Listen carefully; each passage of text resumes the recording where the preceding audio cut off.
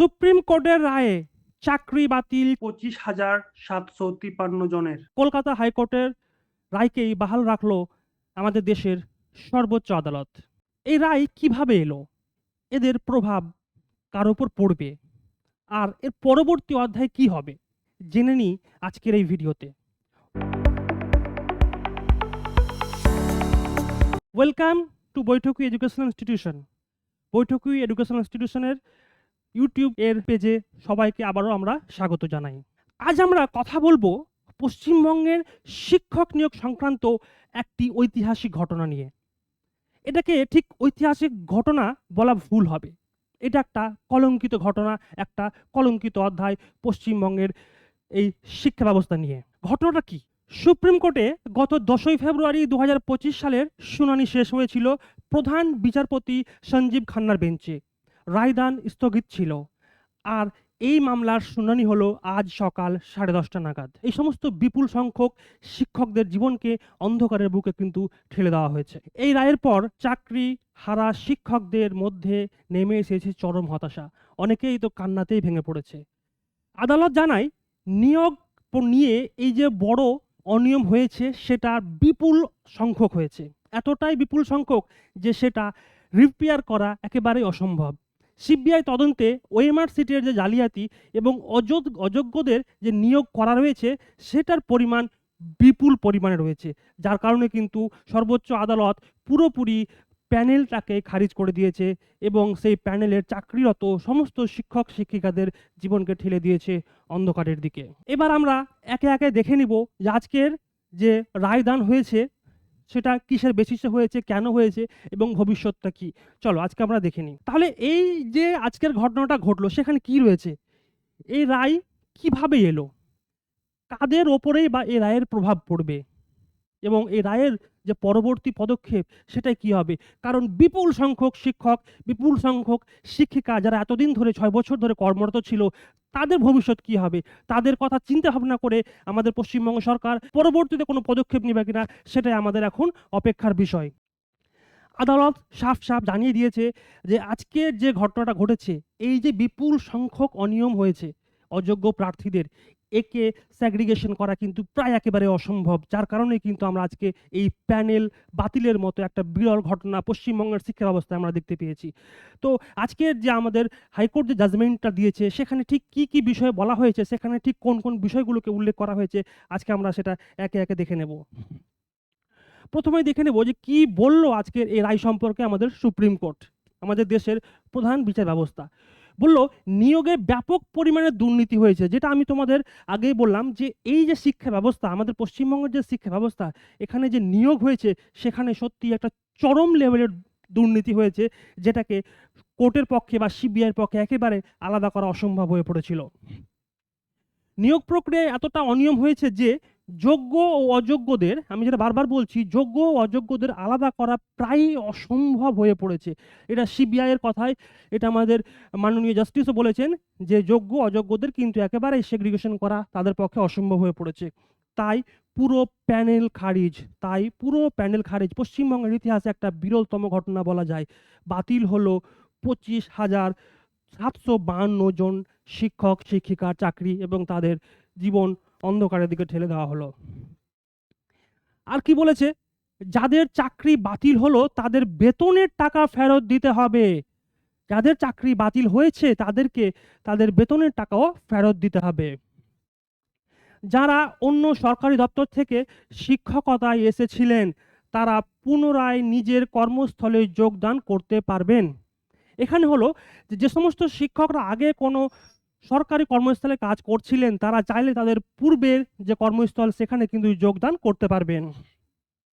সকলকেই আবার পুনরায় পরীক্ষার মাধ্যমে যোগ্য এবং অযোগ্যের প্রমাণ দিতে হবে। এখানে কয়েকটা বিষয় বলা রয়েছে। এখানে আমি প্রথমে বলেছি যাদের চাকরি বাতিল হলো তাদের বেতনের টাকা ফেরত দিতে হবে। এখানে আরও একটা বিষয় বলা হয়েছে, যে সমস্ত শিক্ষকদের চাকরি বাতিল হয়েছে তাদের মধ্যে যদি অযোগ্যদের চিহ্নিত করা যায় সেক্ষেত্রে সেই অযোগ্য প্রার্থীদেরই কিন্তু চাকরির টাকা ফেরত দিতে হবে, যোগ্যদের কিন্তু না।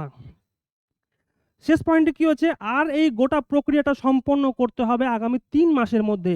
এই যে রিএভ্যালুয়েশন প্রক্রিয়া, যে পুনর্মূল্যায়ন প্রক্রিয়া বা আবার নতুন করে যে পরীক্ষার ব্যবস্থা, সেটাকে কিন্তু এই 3 মাসের মধ্যেই সম্পন্ন করার নির্দেশ দিয়েছে আমাদের দেশের শীর্ষ আদালত। তারপর কি দেখো, চাকরি থাকলো কেবলমাত্র ক্যান্সার আক্রান্ত সোমা দাসের। মানবিকতার কথা বিচার করে দেশের মহামান্য আদালত সোমা দাসের চাকরিকে কিন্তু বহাল রেখেছে। নতুন নিয়োগ প্রক্রিয়ায় অংশ নিতে পারবেন বিশেষভাবে সক্ষম ব্যক্তিরা, কিন্তু তাদের বেতন কিন্তু বন্ধ হবে না। তোমরা সকলেই জানো আজকে যে রায়টা বেরিয়েছে সেখানে কিন্তু ফিজিক্যালি চ্যালেঞ্জ যে সমস্ত শিক্ষক ছিলেন তাদের জন্য কিন্তু একটা ভালো বিশেষ কিছু কথা বলা হয়েছে, যে তাদের বেতন বন্ধ হবে না এবং তারা পুনরায় চাকরির জন্য কিন্তু অ্যাপ্লাই করতে পারবেন। এই পুরো নিয়োগ প্রক্রিয়াটা কিন্তু বিকৃত, এটা আমাদের দেশের শীর্ষ আদালতের চিফ জাস্টিস কিন্তু এটা আমাদের বলেছেন। চলো তারপরে কি বলবো, দেখো বলছে অযোগ্যদের চাকরি যাবে এবং 12% সুদ সহ বেতন ফেরত দিতে হবে। নতুন নিয়োগেও অংশ নিতে পারবেন না অযোগ্যরা। খুব ইম্পর্টেন্ট একটা টপিক, যে তাদের তো চাকরির টাকা ফেরত দিতে হবে 12% সুদের হারে, এবং নতুন যে রিক্রুটমেন্ট হবে আগামী 3 মাসের মধ্যে সেখানেও কিন্তু তারা অংশগ্রহণ করতে পারবে না। যোগ্যদের চাকরি গেলেও বয়স সীমা বাড়িয়ে ফের পরীক্ষার সুযোগ দেওয়া হবে এবং এসএসসি মামলার তদন্ত আগের মতোই কিন্তু এটা চলতে থাকবে, এটা কিন্তু বন্ধ হবে না। ঠিক আছে, দেখো এসএসসি মামলার জট কোথায়, যে ঠিক কোন কোন জায়গায় সমস্যার কারণে আজকে প্যানেলটা খারিজ হতে হলো বা প্যানেল বাতিল করতে হলো। দেখো যোগ্য অযোগ্যদের আলাদা করা সবচাইতে বড় সমস্যা, যেটা আমি আজকে ভিডিওর প্রথমে বলেছিলাম, যে যোগ্য এবং অযোগ্য প্রার্থী কারা সেটাকে আলাদা করাই কিন্তু হয়ে গেছে সিবিআই বা কোর্টের পক্ষে বড় চ্যালেঞ্জের বিষয়, যেটা করা একেবারেই অসম্ভব, যার কারণে কিন্তু সেটাকে পুরো প্যানেলটাকে কিন্তু ক্যান্সেল করা হয়েছে। কিভাবে যোগ্য এবং অযোগ্যদের আলাদা করা হবে সেই প্রশ্নের উত্তর কিন্তু এখন আমরা পাইনি বলতে, যে এই যে প্রসেসিংটা কিভাবে কমপ্লিট করবে সরকার বা হাইকোর্ট, যে যোগ্য বা কে অযোগ্য এটাকে আলাদা করবে কিভাবে, এর জন্য কিন্তু কোনো রকম এখনো প্রসিজার মেলেনি। তারপর দেখো এসএসসির দেওয়া তালিকা অনুযায়ী র্যাঙ্ক জাম্প ও মেয়াদ উত্তীর্ণ প্যানেল থেকে চাকরি হয় 5,303 জনের।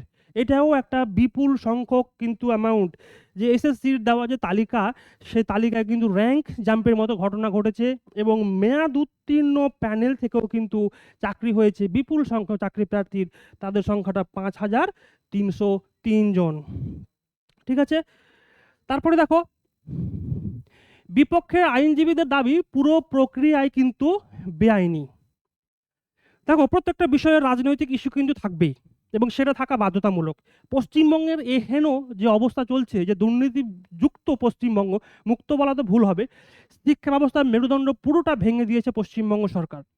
তো এই যে বিপক্ষের আইনজীবীরা বলছে যে প্রক্রিয়াটা হয়েছে প্যানেল বাতিলের প্রক্রিয়া, সেটা কিন্তু পুরোপুরি কিন্তু বেআইনি।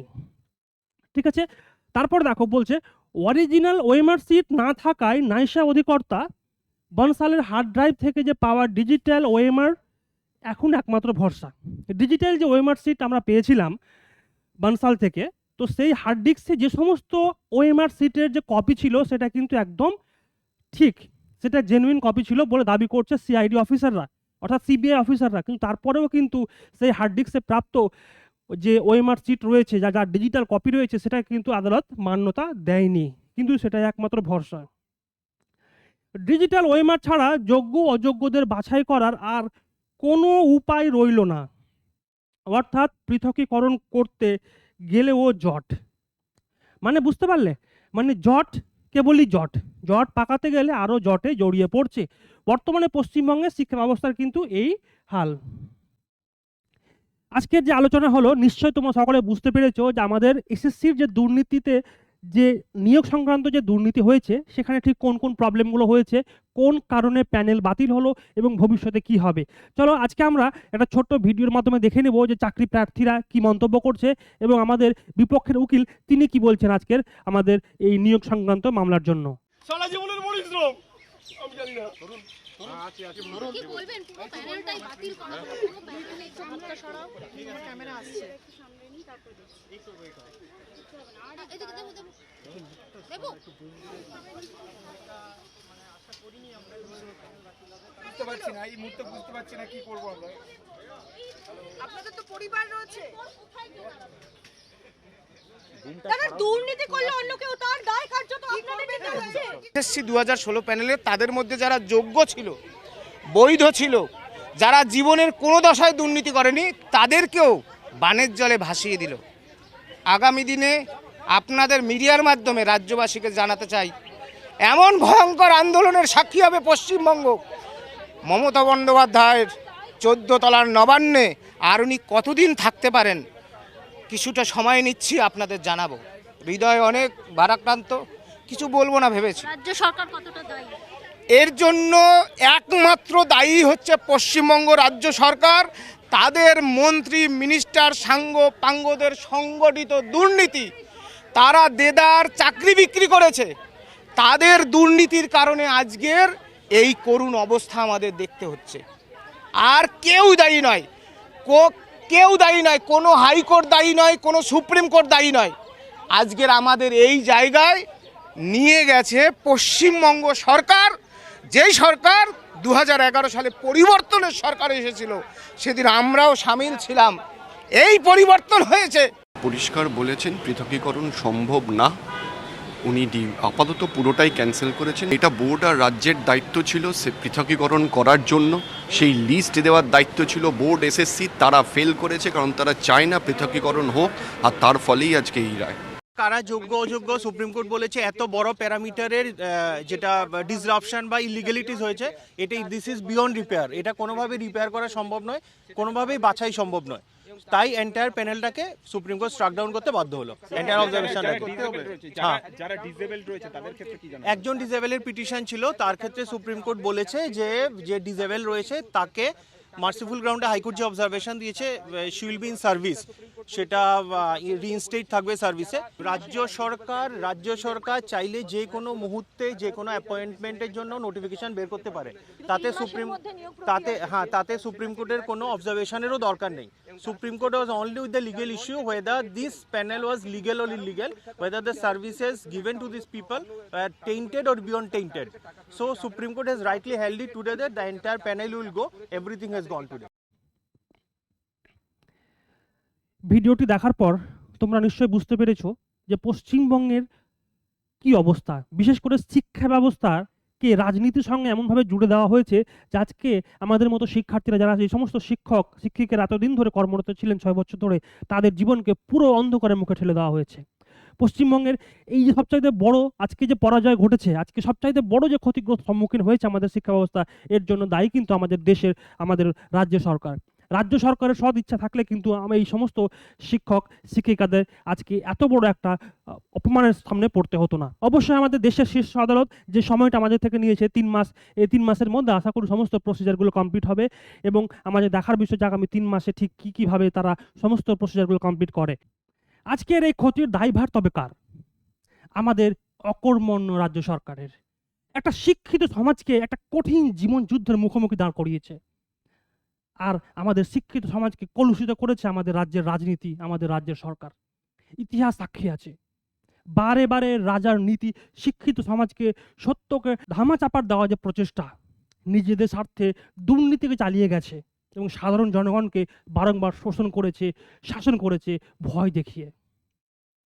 তবে সত্য কখনো চাপা থাকেনি, সত্য সর্বকালে সর্বদা জয়লাভ করেছে, আর আমরাও তা করতে সক্ষম হব। এবার 3টি মাসের পর আমরাও প্রমাণ করে দেব যে আমাদের সত্যেরই জয় হবে। আমরাই যোগ্য, অযোগ্য কেবল আপনার সরকার। আজকের ভিডিওটি আমরা এখানে শেষ করছি। সবাইকে সহমর্মিতা বোধ জানিয়ে দেখা হবে পরবর্তীতে আবার অন্য কোনো ভিডিও নিয়ে, অন্য কোনো টপিক নিয়ে। আশা করি ততক্ষণ অবধি সবাই ভালো থাকবে, সুস্থ থাকবে। ধন্যবাদ।